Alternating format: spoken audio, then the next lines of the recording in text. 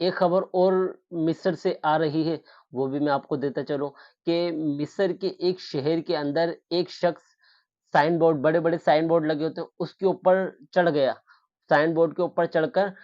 فلسطین کا جھنڈا لہرانے لگا۔ جب فلسطین کا جھنڈا لہرانے لگا تو وہاں کے جب سینک تھے، یعنی وہاں کے جو فوجی تھے، انہوں نے جب اس کو دیکھا تو اس کو اتارا اور اس کو گرفتار کر لیا۔ اور اسی طرح سعودی عرب کے اندر بھی ہوا کہ وہاں پر بھی چند جگہ پر یہ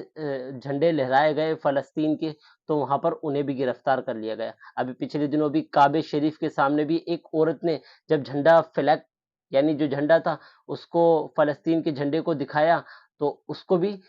کو بھی روک دیا گیا۔ تو آپ یہ دیکھیں کہ جگہ جگہ پر کئی مسلم حکمران کے جو مسلم مسلم ممالک کے اندر ایسا ہو گیا ہے کہ فلسطین کے جھنڈے اٹھانے کے اوپر،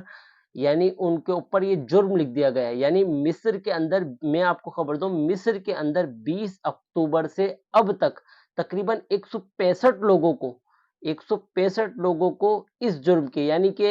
فلسطین کے حق میں نعرے لگانے، جھنڈے دکھانے کے اوپر گرفتار کر لیا گیا ہے۔ یعنی یہ ہمارے مسلم حکمران جو ہیں وہ کس حد تک ان یہودیوں کے غلام بنتے جا رہے ہیں، کہ ان کا کس قدر ساتھ دیتے جا رہے ہیں کہ ہم اپنے یہاں احتجاج بھی کرنا اب ایک اور مشکل خبر یہ امریکہ سے آ رہی ہے، واشنگٹن سے، کہ یہ ایک خاتون ہے، یعنی امریکہ کی ایک خاتون ہیں، انہوں نے احتجاج اپنا ریکارڈ کرتے ہوئے کہا کہ اسرائیل کے پاس ایسی ٹیکنالوجی ہے کہ وہ ایئر ڈراپ کے ذریعے جب ایئر ڈراپ کرتے ہیں، یعنی وہاں سے جب دیکھتے ہیں تو گھر کے اندر یہ اندازہ لگا سکتے ہیں کہ اس گھر کے اندر کتنے افراد ہیں، یعنی اس گھر میں کتنے بچے ہیں۔ یعنی ٹیکنالوجی اسرائیل کے پاس ہے، لیکن وہ یہ دیکھتے ہیں کہ جس گھر کے اندر زیادہ بچے ہوتے ہیں اس گھر کے اوپر یہ بم گراتے ہیں۔ تو یہ جو خاتون ہیں انہوں نے کہا کہ اسرائیل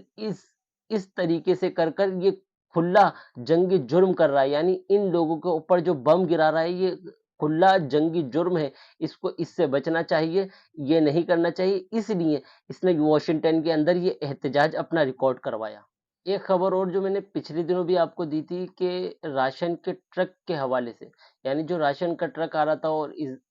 فلسطین کے لوگ وہاں پر بڑی تعداد میں کھڑے ہوئے تھے راشن کے لیے، اور جب وہاں پر ٹرک وہاں سے گزرے تو وہاں پر لوگوں کا رش لگ گیا، اور وہاں پر اس میں امریکہ نے کہا تھا کہ اسرائیل کو کہ آپ اس کی جانچ کریں۔ یعنی دیکھیں ان کی دوگلی پالیسی کیسی ہے، کہ کہہ رہے ہیں کہ اسرائیل کو کہہ رہے ہیں کہ آپ اس کی جانچ کریں، کہ اس کے اندر اس کی تحقیق کریں کہ اس کے اندر آپ کے جو فوجی ہیں انہوں نے ان کے اوپر گولیاں چلائی یا نہیں چلائی۔ اب اسرائیل کی طرف سے کیا آ رہا ہے؟ اسرائیل کہہ رہا ہے کہ ہم نے اس کی پوری تحقیق کر لی ہے، یعنی جو لوگ مرے ہیں اس کے اندر یہ خود ہی بھگدڑ کی وجہ سے مرے، یعنی بھگدڑ میں ایک دوسرے کے اوپر لوگ چڑھے، اس میں دب کر یہ تقریباً 150 لوگ مرے اور 1000 سے زیادہ لوگ زخمی ہیں۔ تو یہ بول رہے ہیں یہ سب اس کی وجہ سے مرے جو بھگدڑ ہوئی ہے، یہ ان کی تحقیق کی ہے، کس نے کی ہے؟ اسرائیل نے کی ہے، اور اسرائیل نے یہ تحقیق کی ہے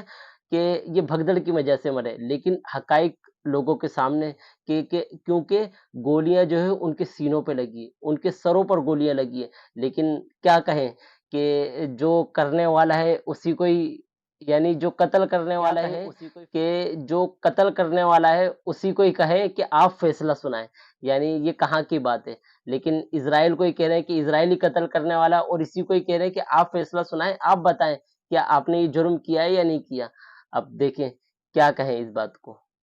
خیر، آپ تک جو اور چینل نہیں دکھاتے میں آپ تک پہنچاؤں، کوشش کروں کہ آپ تک اس طریقے کی نیوز جو